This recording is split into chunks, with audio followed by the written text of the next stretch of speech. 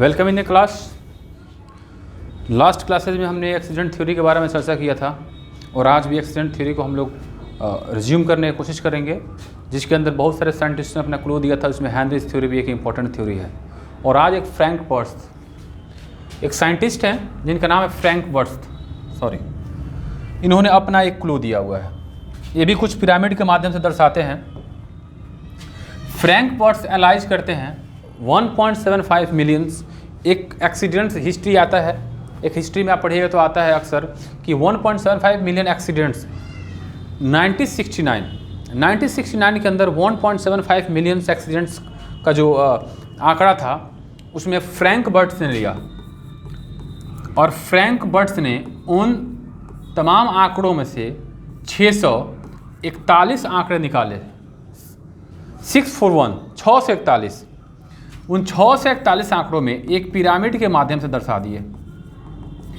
कोई भी scientist pyramid के माध्यम से अगर एक्सीडेंट थ्योरी को, एक्सीडेंट कॉजेशन को या एक्सीडेंट के किसी भी आंकड़े को दर्शाता है तो उसका एक ही मकसद होता है कि वह HPE जो ह्यूमन प्रॉपर्टी और इन्वायरमेंट लॉस हो, उसको दिखाना कि हम अपने लाइफ में कितनी बार गलतियां करते हैं, उस गलतियों में कितनी बार सेव रहते हैं, बच जाते हैं, कितने कंडीशन में हम लोग बाल बचते हैं, और ऐसा कितना घटना होता है उसके बाद कोई एक ऐसा घटना होगा जब एक मेजर एक्सीडेंट होता है जिसमें ये इवन डेथ हो सकता है या फैटेलिटी या डिजेबिलिटी का सामना करना पड़ता है।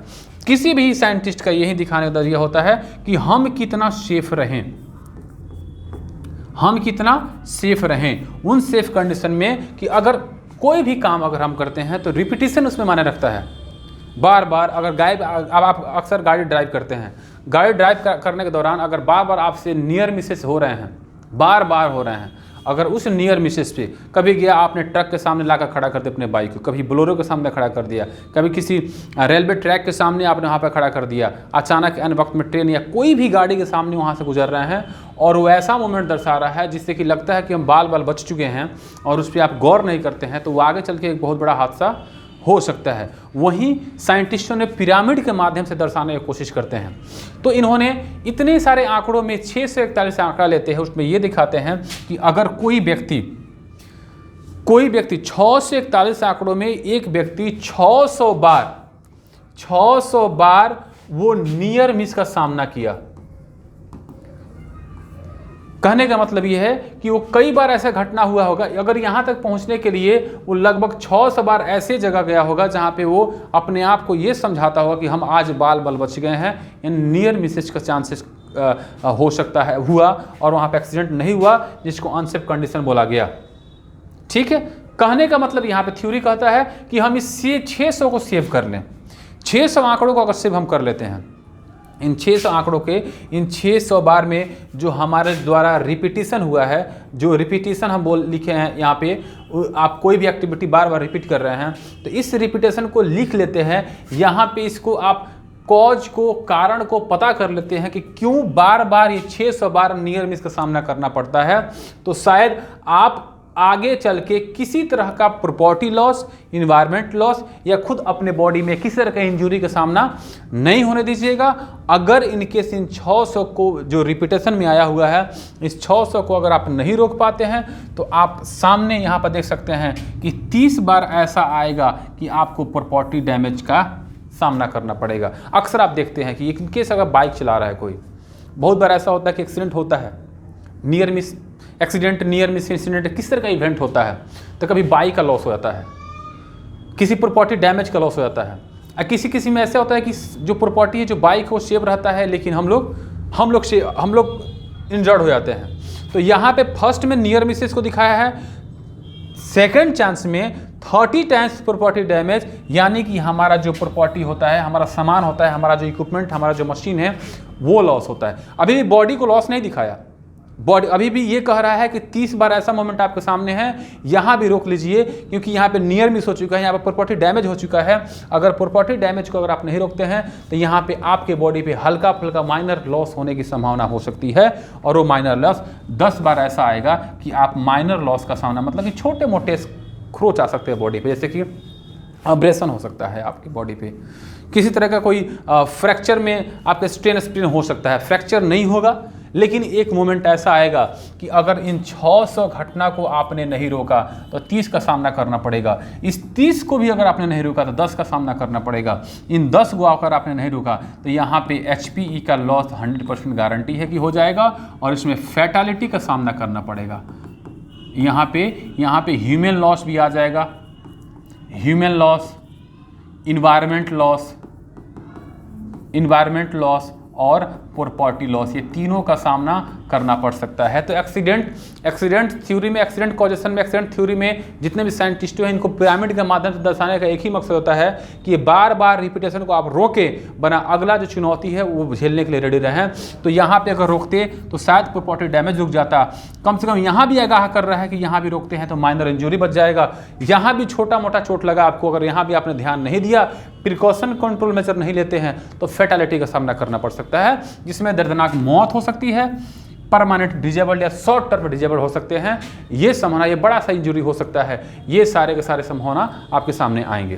तो ये था फ्रैंक बर्ट्स का थ्योरी जिन्होंने एक पिरामिड के माध्यम से दर्शाया था। आगे बढ़ते हैं कि अगर एक कंपनी में कॉजेशन है, कारण होता है, एक्सीडेंट होने के बहुत सारे कारण होते हैं, तो यहाँ पे आप देख सकते हैं कि वो एक्सीडेंट होने का कारण क्या है।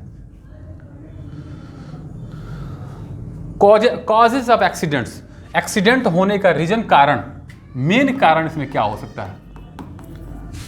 एक चीज हम आपको बताना भूल गए थे कि अनसेफ एक्ट और अनसेफ कंडीशन, ये आपको हम क्लियर कर दे रहे हैं। शॉर्टकट में समझिए, सेफ का मतलब होता है सुरक्षित, इसमें अन शब्द लग गया, असुरक्षित। एक्ट का मतलब होता है वो एक्शन जो आप कर रहे हैं, मतलब गलत तरीके से काम करना। किसी भी काम को करने का अगर सही तरीका है तो वो तरीका ना अपना करके आप उसको गलत वे से कर रहे हैं, जिसको अनसेफ एक्ट एक्शन होता है, उसको शॉर्ट में एक्ट बोला जाता है, इसलिए इसको अनसेफ एक्ट बोला गया है। अनसेफ एक्ट यहाँ पर देख सकते हैं, अनसेफ एक्ट, इस एक्ट को एक्शन बोला जाता है, लेकिन शॉर्ट में इसको काम करने के गलत तरीके। एग्जाम्पल मान लीजिए, अक्सर हम लोग क्या करते हैं, हमारे पास कुछ रेंच है, रिंच मतलब जिसको हम लोग बोलते हैं बोल्ट को टाइट या खोलना है, लू उसको टाइट कर सकते हैं, स्क्रू ऑन स्क्रू कर सकते हैं जैसे भी मर्जी। लेकिन जो बोल्ट 17 नंबर का अगर रिंच है, अगर 14 नंबर के बोल्ट में हमको लगाना है तो हम लोग क्या करते हैं, अक्सर एग्जाम्पल क्या कर सकते हैं कि उस रेंच के अंदर हम लोग स्क्रू ड्राइवर को लगा फिर इसको टाइट करने या खोलने की कोशिश करते हैं, जो कि क्या कर रहा है, ये हमारे पास सारे इक्विपमेंट टूल्स होने के बावजूद हम तरीका गलत कर रहे हैं। वो तरीका नहीं है जिसको सेफली वे बोल सकते हैं, वो एक रॉन्ग तरीका हो जाएगा, एक रॉन्ग वे हो जाएगा, जो सेफली नहीं है वो अनसेफली वर्क कर रहे हैं। तो एग्जाम्पल ये हमारे पास अनसेफ एक्ट कहलाता है। अनसेफ कंडीशन, अनसेफ एक्ट जो होता है वो इम्प्लॉई या वर्कर्स के केयरलेस पे डिपेंड है। आप इसको डिफाइन भी कर सकते हैं, अनसेफ एक्ट को डिफाइन कर सकते हैं, careless in the manner of the any worker, any employ, any man is called unsafe act. काम करने के तरीकों में लापरवाही का होना, यही हमारा अनसेफ एक्ट कहलाता है। लेकिन अनसेफ कंडीशन ये मैनेजमेंट से जुड़ा हुआ है, ये मैनेजमेंट से जुड़ा हुआ है। तो मैनेजमेंट में किसी तरह का ऐसा कंडीशन जो अनसेफली काम करवा रहा है, जैसे कि हमारे कंपनी में सारे वर्करों को पीपी देने का व्यवस्था, सारे वर्करों को कुछ वेलफेयर फैसिलिटी देने का व्यवस्था कंपनी के ऑनरशिप पे है। अगर वो कंपनी, वो क्लाइंट अगर उन वर्करों को welfare facility, equipments, tools provide नहीं करती है तो वर्कर अपने घर से तो लेकर जाएंगे नहीं, वो फ़र्ज़ है उस कंपनी का, रूल में शामिल है कि वो उसको प्रोवाइड करवाए। अगर वो नहीं करता है तो अक्सर हम लोग क्या कहते हैं कि कंपनी का जो कंडीशन है वो बेहतर नहीं है, ख़राब है। तो उस सिचुएशन में हम अपने लेवल से, अपने तरीक़ों में हमें दर्शा रहे हैं कि वो अनसेफ कंडीशन की स्थिति है। तो careless in the management of the any ownership, किसी भी ऑनरशिप में, मैनेजमेंट में गड़बड़ी होना, काम उसके मैनेजमेंट में तरीकों में गड़बड़ी होना अनसेफ कंडीशन कहलाता है। और careless in the manner of the any worker या किसी एम्प्लॉय के काम करने के तरीकों में वो अनसेफ एक्ट हो जाएगा। जैसे एग्जांपल लेकर समझते हैं, हॉर्स प्ले। हॉर्स प्ले का मतलब होता है भाग दौड़ करना। साइट है, साइड पे भाग दौड़ कर रहा है एक वर्कर, एक खेल कूद कर रहा है एक वर्कर, साइड पे इसका वर्क एट हाइट पे है, वर्क एट हाइट पे स्कैफोल्ड के प्लेटफॉर्म पे खड़े होकर के दोनों भाग दौड़ कर रहे हैं, धक्का मुक्की मारा पीट कर रहे हैं, हंसी मजाक कर रहे हैं। ये रूल में शामिल नहीं है, ये रूल में शामिल नहीं है कि आप ऐसा करें। ये आपके काम करने के तरीकों में ये सेफ वर्क आप कर रहे हैं उसमें अनसेफ की तरफ ही लेके जा रहा है, ये हॉर्स प्ले हो जाएगा अनसेफ एक्ट। रूल रेगुलेशन को तोड़ना, रूल एंड रेगुलेशन को तोड़ना ये इंप्लॉय तोड़ सकता है। तो रूल रेगुलेशन को कब तोड़ते हैं? जब अपने काम करने के तरीकों में चेंजिंग लाते हैं, ये आ जाएगा अनसेफ एक्ट। लेकिन अगर मैं ये बोलूं कि प्रोवाइड पीपीई, ये ऑनरशिप मैनेजमेंट का काम है। लेकिन अगर मैं बोलूं कि नॉट प्रोवाइड पीपीई, कंपनी में वर्कर को हेलमेट ना देना, कंपनी में वर्कर को फुल बॉडी हार्नेस ना देना, शूज ना देना, उसमें जो गॉगल्स होते हैं वो ना देना, किसी तरह का पीपी का प्रोवाइड ना करना, ये एग्जाम्पल के तौर पे ये अनसेफ कंडीशन के वेलफेयर फैसिलिटी का प्रोवाइड ना कराना कंपनी के अंदर ये अनसेफ कंडीशन हो जाएगा। तो यहाँ पे आप देख सकते हैं कि ये अनसेफ एक्ट, अनसेफ कंडीशन का जो भी हमने छोड़ा था, आपको एक बीच में छोड़ दिया था, उसको नहीं पढ़ाया था, तो ये अनसेफ एक्ट, अनसेफ कंडीशन का हमने इसका जिक्र कर दिया। अब आता है कि एक्सीडेंट होता है। एक्सीडेंट होने के कारण होते हैं, उन कारणों में कौन कौन से होते हैं? तो आता है डायरेक्ट कॉजेज और indirect causes. Indirect causes, accident अगर होता है, एक क्वेश्चन अगर आएगा कहीं भी इंटरव्यू में, अगर अक्सर पूछता रहता है what is the main root causes of the accident happen. Accident होने का मेन जड़ क्या है? तो वहां पे आप इतना नहीं बोलिएगा, सीधे बोल सकते हैं अनसेफ एक्ट और unsafe condition is the main root causes of accident happen at site. Company के अंदर अगर एक्सीडेंट होता है तो उसके दो ही मेन वजह हैं, वो है अनसेफ एक्ट और अनसेफ कंडीशन। इसके बारे में हमने बता दिया, ये दोनों डायरेक्ट कॉजेज होते हैं। डायरेक्ट सीधा डिमॉन्स्ट्रेट होता है कि हाँ ये वजह हो गया कि एक्सीडेंट होता है। एक होता है डायरेक्ट कॉजेज, जिसके अंदर आता है फिजियोलॉजिकल अनसूटेबिलिटीज।